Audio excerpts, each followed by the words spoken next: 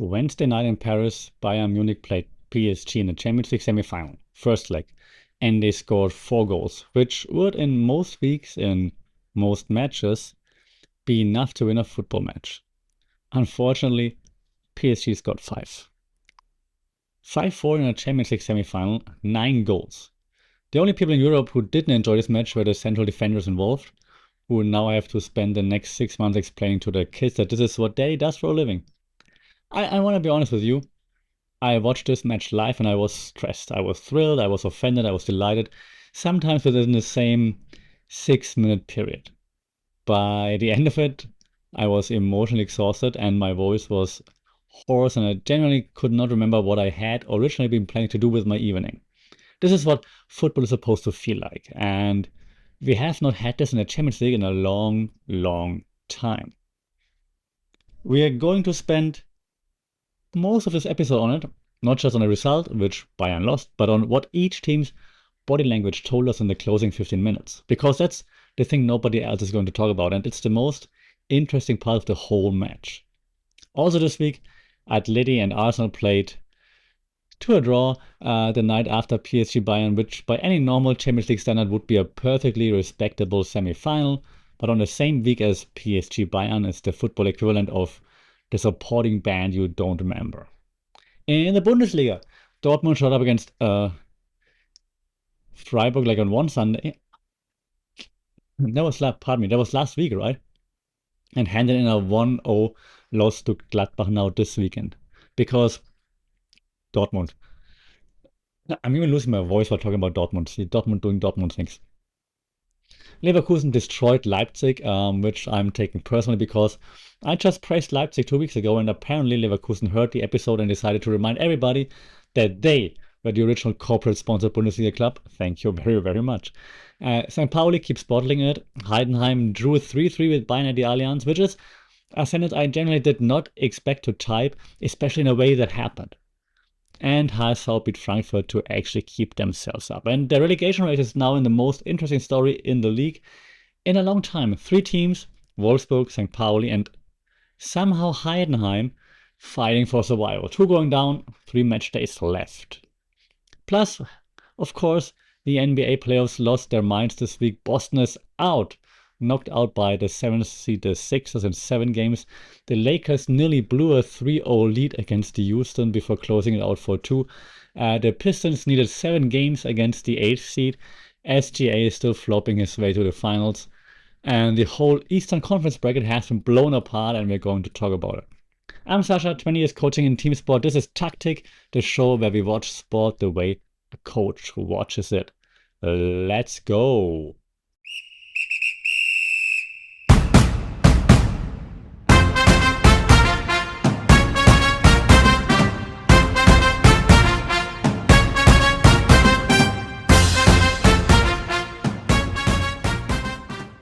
Champions League semi-finals, first legs. PSG 5, Bayern 4 in Paris. And we're going to do a proper coach's eye on this in a minute. But for the recap, 9 goals, the kind of match where both sides scored almost every time they had the ball in dangerous areas. Both keepers had nights they'll want to forget. And somehow, the team that lost came out of it looking more in control of the tie than the team that won. We'll get there. Second leg is Wednesday at the Allianz. Bayern needs to win by 1 goal to force extra time, by 2 to go through outright. They're absolutely capable of doing it. PSG, despite scoring 5, looked twitchy in the final 15. This tie is genuinely alive. Atleti Arsenal 1-1 the night after. Look, it was a fine match. Atleti defended like Atleti. Arsenal pressed. Both teams found a goal. In a normal Champions League week, this would be the talking point. This was a normal Champions League week, and so it's not a talking point. The second leg is at the Emirates on Tuesday. Arsenal slight favorites, I'd say. Realistically, whichever team comes through, this tie is then meeting whoever comes out of Bayern PSG in the final. And right now, I would not bet against PSG or Bayern at all. Bundesliga, matchday 32. Bayern 3, Heidenheim 3? Yeah, Bayern, now Bundesliga champions for 100 weeks running, drew at home to Heidenheim, who are 18th. And Bayern needed a stoppage time own goal by the keeper to level. Crazy. Yeah, it wasn't a tactical masterpiece. This was, of course, Kompany resting half his squad once again for PSG, but throwing him in the second half again, just like last week. But this week it just did not pay out. So Heidenheim got a point, almost got three, which would have been an enormous boost to them. But they are still somewhat clinging on to that relegation spot. They can still make it. We'll come back to this. Leverkusen 4, Leipzig 1. This was one of the matches of the weekend. I think Leverkusen looked like the Leverkusen we loved during the championship season. High pressing, fluid attacks, players running the right channels and running all the time. The squad has turned over significantly since then, we know that, but the idea of how to play is kind of back. And Leipzig, third in the league, in form coming in, bullied bullied. Frimpong on the right, Schick up top is what we used to say. Now it's still Schick up top, which is pretty cool. And Schick did really cool Schick things, even with other people feeding him. So good job, Patrick Schick, hat trick in this game. The games all came through structure, not just through luck. I gotta admit, I've personally praised Leipzig on the show 2 weeks ago. 2 weeks ago, and here's Leverkusen scoring 4 goals on them, as if to say, "Remember us? We were doing this like 2 years ago." Yeah, entertainment industry is brutal, but we love it. Gladbach Dortmund 1-0. Dortmund. Borussia Dortmund, the team that beat Freiburg with 4 goals last week. And looked like they remember they were not just, the boring club, they were a real football club. And this Sunday they decide to lose 1-0 to Gladbach. Gladbach in the relegation battle. Now not anymore. Congratulations. Tommy Schmidt can finally be quiet about like how hard it is to be a Gladbach fan. Yeah, they Dortmund had every reason to win this match, just to show that, hey, we're not this team that you think we are. Pride, momentum. But hey, maybe they're happy with where they are. They are definitely second in the league, so whatever. We can just chill now. And well, of course they did, right? Of course they lost. This is the Dortmund pattern. They beat the teams below them, they lose to the teams that don't matter, and then they finish second. The manager gets criticized, the manager keeps his job, the cycle continues. Niko Kovac is going to spend the next 2 weeks reading German tablets saying that he's the wrong man. Today, probably same thing on Doppelpass, and he probably is. But also, every Dortmund manager since Jurgen Klopp has been the wrong man, including the ones on the same tablet that the same tablets love time over time. HSV 2, Frankfurt 1. HSV, first season back in Bundesliga, beat Frankfurt at home and now secured Bundesliga survival. Congratulations, HSV. Glad that you will stay there. Frankfurt, who changed their coach mid-season, remember that. Let's just say the change has not produced the upturn that the club was hoping for. And I had different words planned for this, but I'm nice today. They have now lost, I think, 3 of the last 4, is it? European push, what? Hoffenheim Stuttgart 3-3, 6 goals at the Hoffenheim. Stuttgart are now likely out of the Champions League race. If you want goals this weekend, you got them. And Stuttgart had to really rally to come back to get the draw here. Great goals though on both sides, but a crazy game too. Doesn't really help much for Stuttgart though. Union Berlin 2, Köln 2. Important update. Marie-Louise Eta got a draw. If you listen to my previous episode, you know how I mean that. First points under her tenure, so nice. Union are now definitely above the relegation playoffs because nobody else wanted to win down there. By nobody else, I meant St. Pauli or Wolfsburg. But we'll come back to this in just 3 minutes. Like I said, St. Pauli Mainz 1-2. St. Pauli continue their bottling tour of 2026. Woo! They were comfortable in mid-table at Christmas, right? And now they're 16th, 3 match days left. Relegation playoff is real, maybe even a direct move down to the second Bundesliga. Crazy. Werder Bremen 1, Augsburg 3. Ugly result for Bremen. Keeps them theoretically in relegation battle, but their goal difference is so much better than Wolfsburg, so there should not be a problem. They can only go even on points, so they're in. Freiburg 1, Wolfsburg 1, and that one mattered for the bottom. Wolfsburg was dead in the water for a while, then picked it up a little bit, and now 1 point against Freiburg. Not bad, but not great either, because with a win they would have been out of the battle, or out of the battle zone a little bit more, of course. Now I think they're even on points with St. Pauli and just 3 points ahead of Heidenheim. Yeah, so Wolfsburg, St. Pauli, and Heidenheim, they're fighting for survival. Gonna be very, very interesting, direct relegation or relegation playoffs. We've got 2 match days to play, 6 points. Uh, that's gonna be fun. But okay, now the actual story. Let's go back to Paris. Coach's eye right here. What PSG Bayern actually told us, right? What happened on the pitch? For anyone who hasn't watched the match, PSG scored 5, Bayern scored 4. The goals came from everywhere, left, right, what you name it. PSG's attack was relentless in the first hour. Bayern equalized twice from set piece situations and counterattacks, and both teams kept attacking even at 4-4. Nice. Yeah, the match didn't just feature defensive football. It featured two of the best attacking units in Europe agreeing mutually to ignore the back 50 meters of the pitch and let's just go for it. And stand and bang. Milan scored 9 goals in the Champions League semi-final by accident. Both teams brought this. Both teams played with the kind of confidence that comes from believing that your attack is actually the better attack. Both teams were right. Neither team's defense was ever going to win that match. Final was 5-4 PSG. But the thing that no one else is gonna mention. Because here's what you want to notice, because I think that's actually the thing. In the last 15 minutes of the match, PSG were up 5-4. Cool. They had the result they needed. They had the goals. So they should have the psychological advantage of being the team in the lead. Bayern needed one more goal to draw. And in those last 15 minutes, here's what each team's body language told you. Bayern were playing for, the equalizer and the win. They pushed numbers forward. Olise was driving at PSG backline. Kane was making runs into the box. Amazing assist, by the way.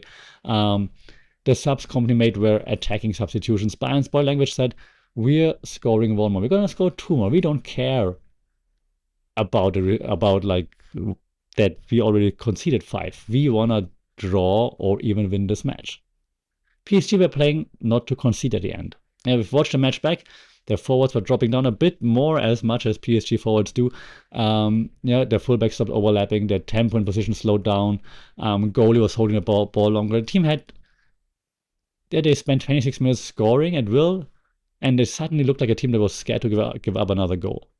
That's not a tactical observation, by the way. That's a mindset observation, and that's the thing I want you to take away from this match into the second leg. Because why does this matter? Because from a coach's point of view, when two teams are evenly matched in talent, and it looks like they are, the result is decided by a mindset. And Bayern, despite losing the match, came out of Wednesday night convinced they're the better team. They scored 4 at the Parc des Princes. They scored 4 away goals. Their bench is the most, maybe even equal in Europe, you might say. And this coming Wednesday, they're at home. They have the momentum from the Bundesliga title, the DFB Pokal, German Cup final, trust in Vincent Kompany. They have been progressively more confident every week of the season. Body language, we believe we can do it. PSG, despite winning the match, came out of Wednesday night looking like there was a relief. Their final 50 minutes were defensive in a way that a 5-4 lead should not be. Body language kind of like, we got away with that one. That tells you something about the psychological state of both clubs. PSG have been the better team in Europe statistically all season, but they are still at some level the team that keeps falling at the semi-final stage. I mean, they won last time, and it was a big relief, of course, but they've been close many times before, and then lost many times before, all across their history.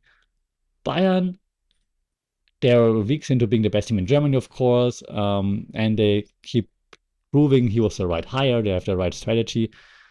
They're the start of the swagger. PSG are 18 months into theirs, and the arc's kind of starting to bend again. If I'm Kompany on Wednesday, I'm leaning hard into this. I'm telling my players they were scared. They didn't want to concede. They knew we were the better team. They scored 5 against you, and they were still scared. Let's go score 3. Here's the realistic prediction. This is where I'm going to be honest about my biases. Of course, I want Bayern to win. I'm German, right? I don't like Bayern in the Bundesliga, but of course now I'm rooting for the German team, and they play so well. They deserve it. Even though in sports, deserving is a weird thing to say.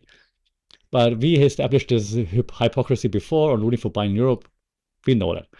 But looking at this passionately, right? Bayern need to win 2-0 or by 3 goals at home. That is very possible. PSG's defense is patchable. Bayern's attack is elite. The Irons under the lights in a Champions League knockout match is a real thing. I'd put it maybe 35-40% Bayern, 35-40 PSG, and maybe 25 extra time and penalties. But the body language thing tilts it. PSG looked nervous on Wednesday. They got the goal early Wednesday in Munich. They relax. They concede first. They panic. So whoever scores first wins this tie, I think.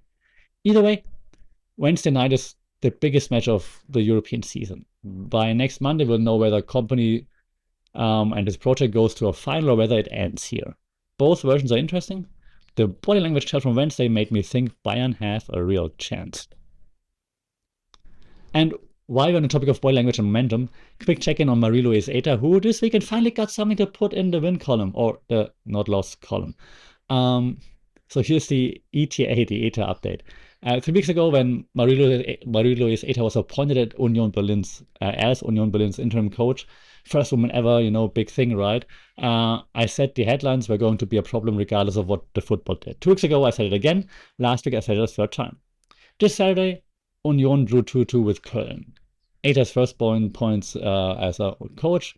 Union are, I don't know what they even are, 14th or whatever, but now they're safe, so congratulations. Headline this morning muted, right? Some of them frame it as Eta's first points, which is fine. That's accurate. Some of them frame it as Union still searching for the first win under new coach. Technically accurate, but kind of designed to keep the negative storyline alive, which is annoying. I want to flag this real quick just because it's the same pattern we talked about. And draw against Köln, which is a result interim coaches get all the time and they take over struggling teams, right? It's being reported as half success as best. If a male interim coach gets the same draw in the same circumstances, the headline would be coach stays the ship or something, or defensive solidity returns on a new manager, or whatever. It would not be still searching for first win. This is what I mean about Eta being judged on a different sport than the one she's actually coaching. The football this week was fine. 2-2 away to Köln with a struggling squad against the club fighting their own survival battle. Sure, that's the result you expect from a 30% win rate interim manager taking over a team in October onward freefall. She's delivering exactly what you expect. 2 matches left, Union are likely to save. Actually, they are safe, right? Yeah. If they go down even more, fine. I mean, they're going to finish as the worst spot they will finish in will be 15. So still in the league. Yeah, but there will be headlines trying to figure out or making it into like, oh, almost relegated or something like that. I'm going to say it now, I'm going to say it again. Her job is being touched differently than what she actually signed up doing. All right, transition here from Bundesliga to American basketball and the NBA playoffs because they were insane. Let me walk you through what happened, and then I'm going to tell you how it made me feel. Okay, so first thing first, Boston is out. I'm not happy, you're happy. And let's study because this is the lead, right? For this EP for the basketball section. The 7th seed Philadelphia 76ers knocked out the 2nd seed Boston Celtics in 7 games. Boston, defending Eastern champions,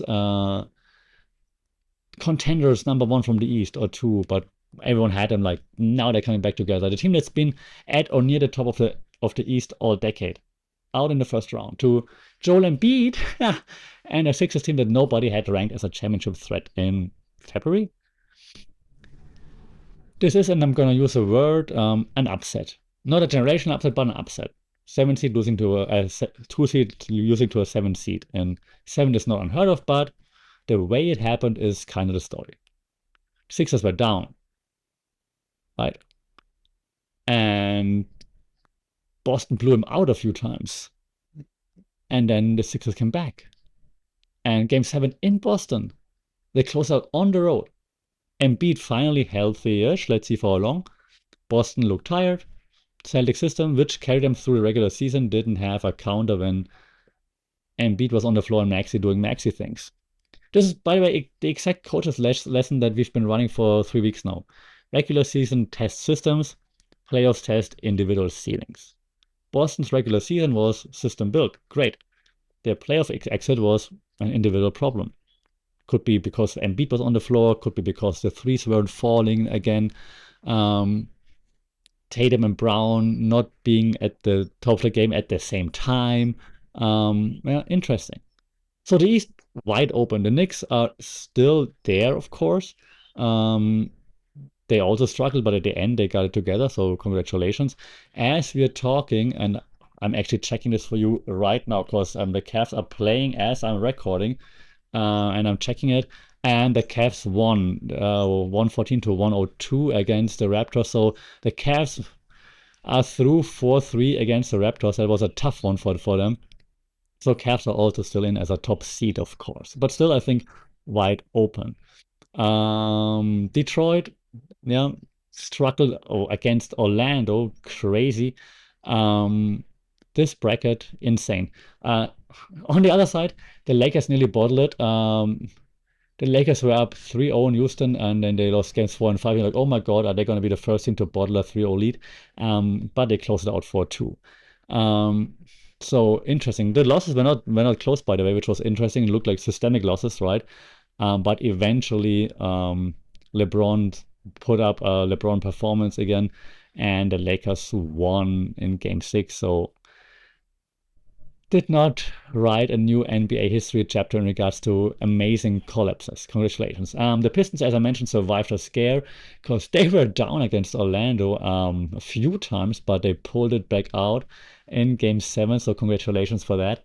Um, that was close. That was close. And as you know, in this podcast, I told them team basketball. I said like the Pistons are what makes what I enjoy watching. But this was a tough one. This was a tough one. But hey, all good now. We showed up when it mattered.